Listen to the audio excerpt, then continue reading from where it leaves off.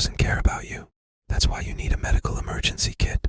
It contains life-saving medications like ivermectin, Z-Pak, and antibiotics. Stock them before they block them. This is a special report. Knowing how to invest your money is harder than ever before. Dealing with stock market volatility, record debt, and terrorist attacks requires new thinking. At U.S. Asset Management, we can help you see the world more clearly so that you can move beyond the chaos and invest with confidence. Call us, visit us online, or drop by our office. U.S. Asset Management, helping you make better decisions with your money.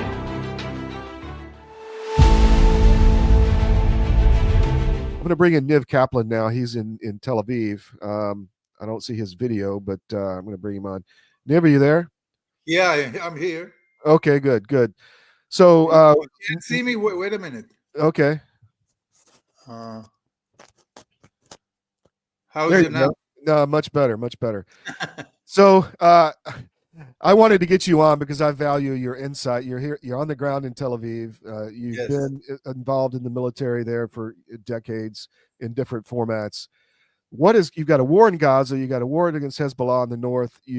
And now people here see that Netanyahu may be pushing for a war in Iran. Give us your overview of what Israeli people are thinking right now about all of this and the hostages. Sorry, I just had something. No worries. Well, look, you know that the head of the Shabak gave a statement to the Supreme Court here under oath regarding claiming that Bibi asked him to be loyal to him rather than to the Supreme Court. And that's only one of the things that he said. A lot of it is confidential, classified, so we can't see the full statement given by Ronen Bar, the head of the Shabak.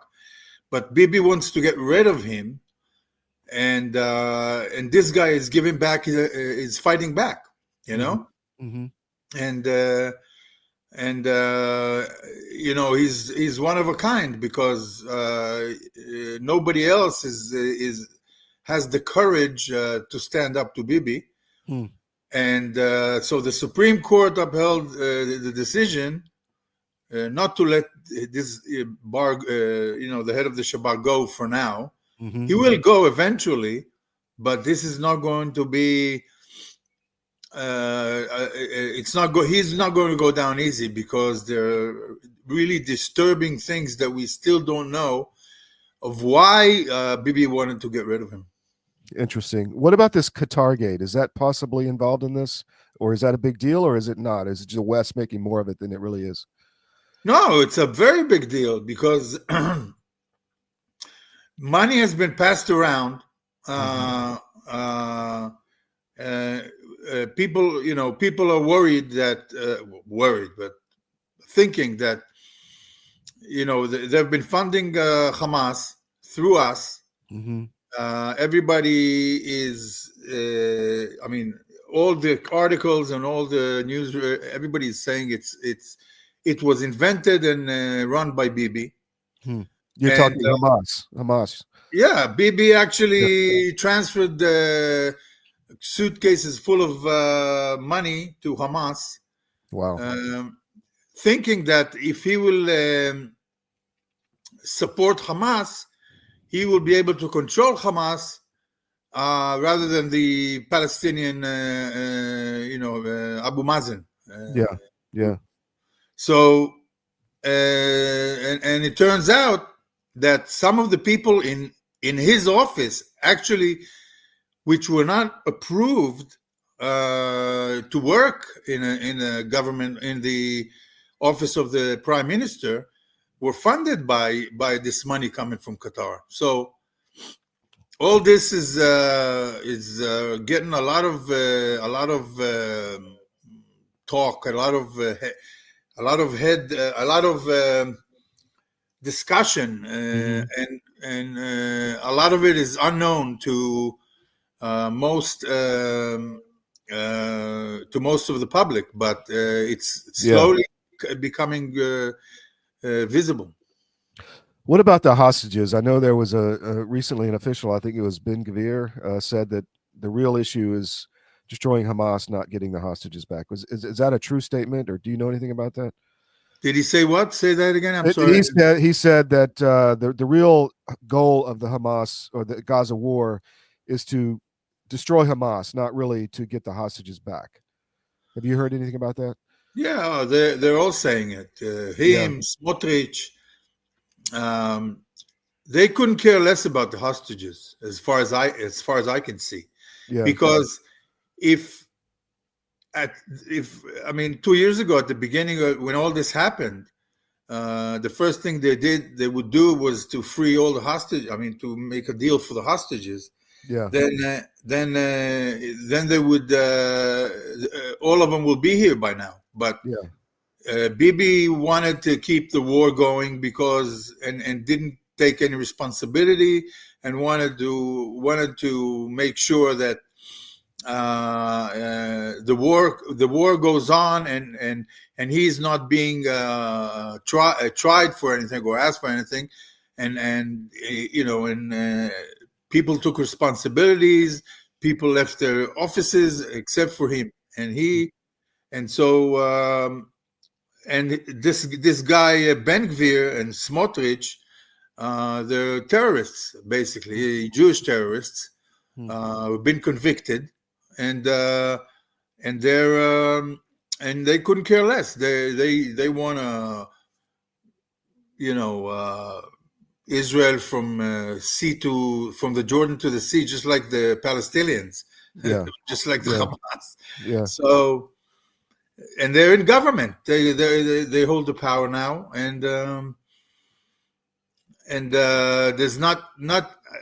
I just don't understand how there's not a process where so many things are on the table, claiming illegitimate activity by the prime minister and his cabinet, and they still go on, celebrate, travel abroad, and people are 59 people are still in the tunnels, starving to death, and being you probably heard of what you read about what they've been doing to them, putting them in small cages, killing them, raping them, not letting them eat, horrible things. Horrible. Yeah, it is horrible. What about Iran? There's a big push from the neocon wing in the U.S.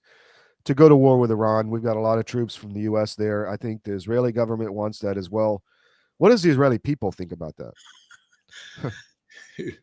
Iran has been I think, my opinion, from what I can see and from what I can hear, has been the excuse for everything that Bibi wanted to accomplish. Because every time he would say something, he said, well, there's a threat from Iran, so we might as well go to war. Nobody, in my opinion, nobody's going to go to war with Iran. Definitely not Israel. We are not in a position. We can barely hold our borders right now from south and north. So going on, well, yeah, you can send the Air Force, but that's not going to do much. They're going to send a few bombs, a few missiles, but that's not a war. A war is, is the tanks and the foot soldiers, and that's not going to happen. I mean, what are we going to do? We're going to send troops across Syria and all the Arab countries to Iran to for war. What are we gonna? Who's gonna do it? I mean, I doubt anybody in Israel would agree to that.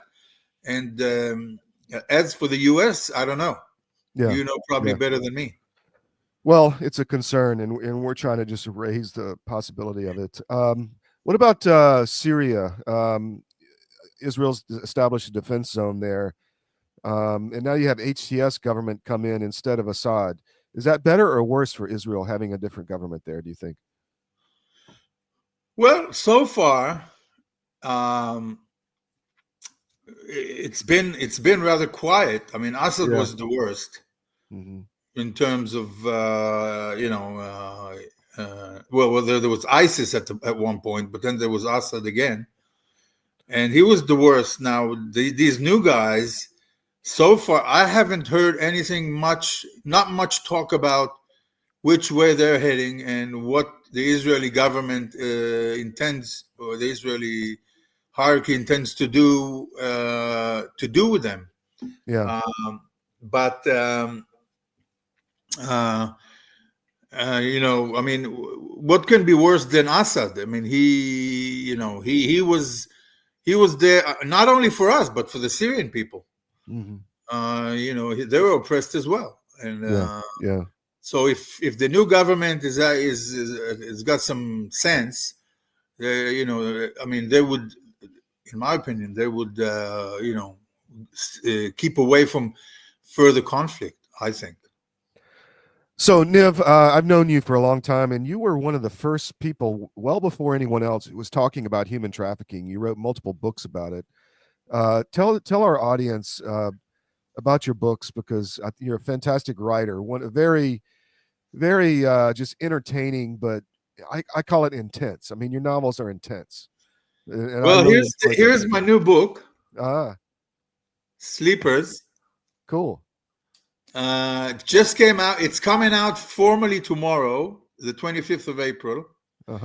And this is actually a sequel to Tracks. Tracks is about the,